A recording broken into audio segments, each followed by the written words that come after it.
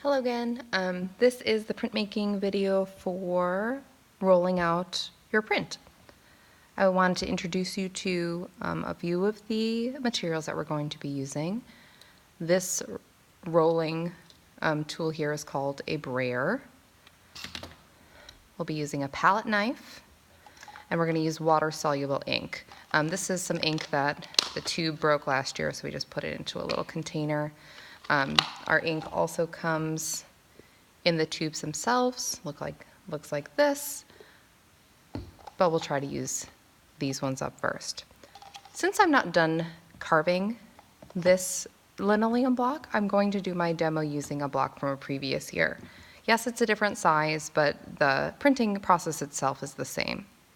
The paper that we're going to use is going to be just slightly larger than the block itself. So this piece of paper is 3.5 inches on the short side, 4.5 inches on the long side, and with our block that's 3 by 4, you should have about 1/4 inch around the edge. That way you'll have a nice playing card size print. Since this one's a little small, it won't fit quite as nicely onto the paper, but that's okay for this demo. So I want to make sure that my paper is out of the way so that it's not going to get dirty while I'm printing.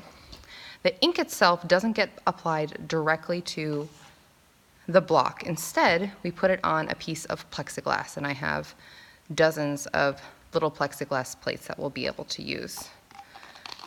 Our blocks are fairly small, so we're only going to use a small amount of ink. I'm going to take about that much, kind of wipe it into the center, and then roll it out. So to get it kind of moving, notice how I'm lifting up the brayer with each swipe instead of just rolling back and forth. That actually helps spread the ink a little nicer. And go the other way and spread it out into a nice square. Not going all the way to the edge of the glass, that's just really not necessary. It also spreads the ink a little too thin. Now it looks like I don't have quite enough. I'm going to add a little more ink.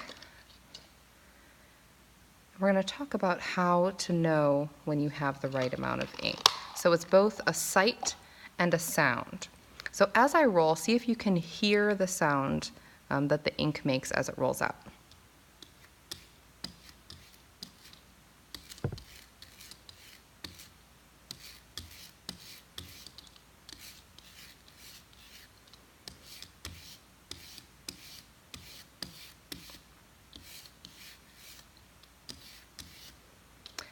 Did you notice how the sound got a little bit higher the thinner the ink got rolled out? It starts as sort of a low, gloopy sound, and then when it's fully rolled out, it sounds more like this.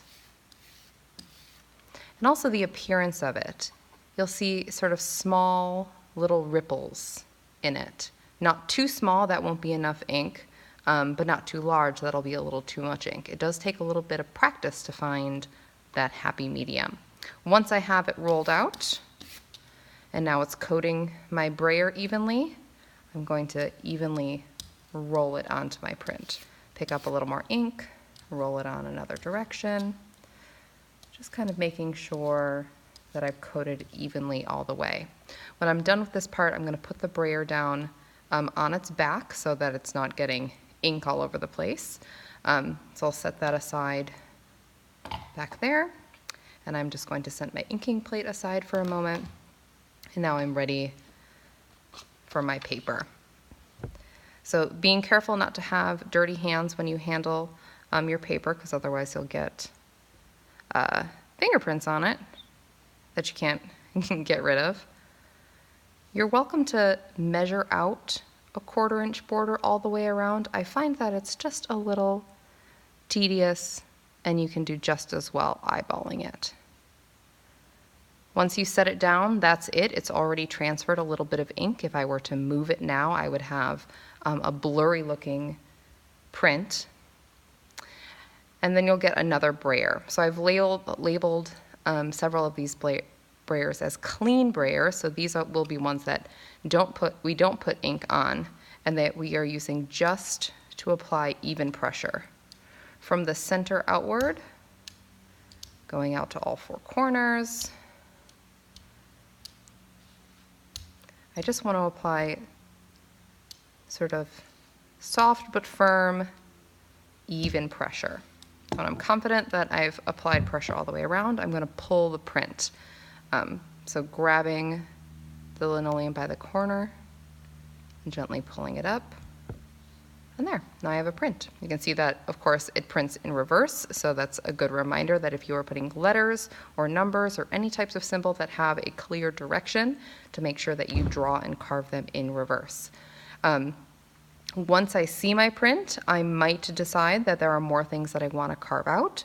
For example, if I didn't like these little marks, although I do, now I know where to find them, and I can alter my print and then do a new one. This water-based ink is really easy to clean up. It just comes off with water, so take it under the sink, a little friction from your hand or a sponge. Same thing for the brayer, a little friction from your hand or the sponge. And the same thing for the inking plate. There is going to be a lot of extra cleaning that goes into printing days, so be sure that you start your cleanup process a little bit earlier.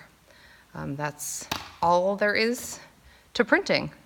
So once you have your block carved, you're ready to create your 36 copies of your artist trading card so that you can give one to each student. Know that this ink is going to be a little wet for a while, so you don't want to stack them on top of each other until they've been completely dried. If you can lay them out without stacking them on top of each other in your cubby, feel free to do so, or you can lay them onto the drying racks at the front of the room. Either way is fine. All right, that's all for now. I'll see you guys soon.